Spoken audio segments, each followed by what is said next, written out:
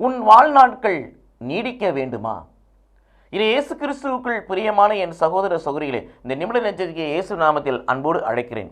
உன் வாழ்நாட்கள் நீடிக்க வேண்டுமா?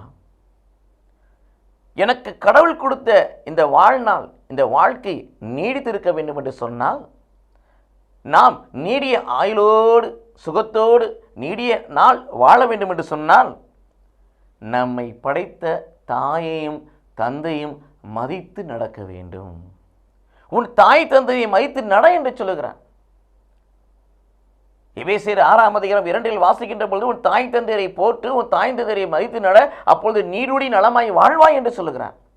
ஆக நம்மை படைத்த தாய் தந்தையரை, பெற்றோரின் ஸ்தானத்தில் இருப்பவர்களை, நமது ஆறுதலை, நமது அன்பை தேடி வருவர்களை நாம் மதித்து கண்காணித்து பாதுகாத்து பராமரிக்க வேண்டும். அவர்கள் மனம் கோணாதபடி அந்த நாட்களிலே நடந்து கொள்ள வேண்டும்.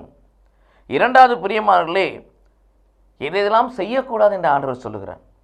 கொலை செய்யாதே, விபச்சாரம் செய்யாதே, களவு செய்யாதே, பிறருக்கு எதிராக பொய் சாட்சி சொல்லாதே.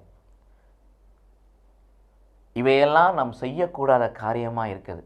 ஆனால் இந்த உலகமானது, மனுக்குலமானது அதை துணிந்து செய்து அந்த பாவத்தை நியாயப்படுத்தி வாழ்கிறது. அப்படிப்படைய வாழ்நாட்கள் குறைக்கப்படும்.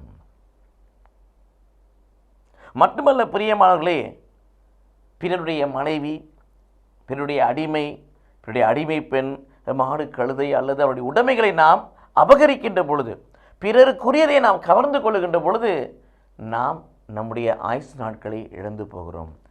ஒட்டுமொத்தமாய் சொல்ல போனால், கடவுள் எதை செய்ய வேண்டும் என்று சொல்கிறாரோ அதை செய்யக்கூடியவர்களாக, கடவுள் எதை செய்யக்கூடாது என்று சொல்கிறாரோ அதை செய்யாதவர்களாக நீங்கள் நானும் மாறுகின்ற பொழுது, கடவுள் நம்மை நிறைவாக ஆஸ்வதிக்கிறார்.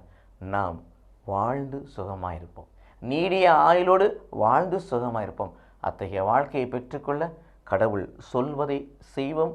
கடவுள் செய்யாதே என்று சொல்வதை செய்யாதிருப்போம். கடவுள் நம்மை ஆசீர்வதிப்பாராக. ஆமென்.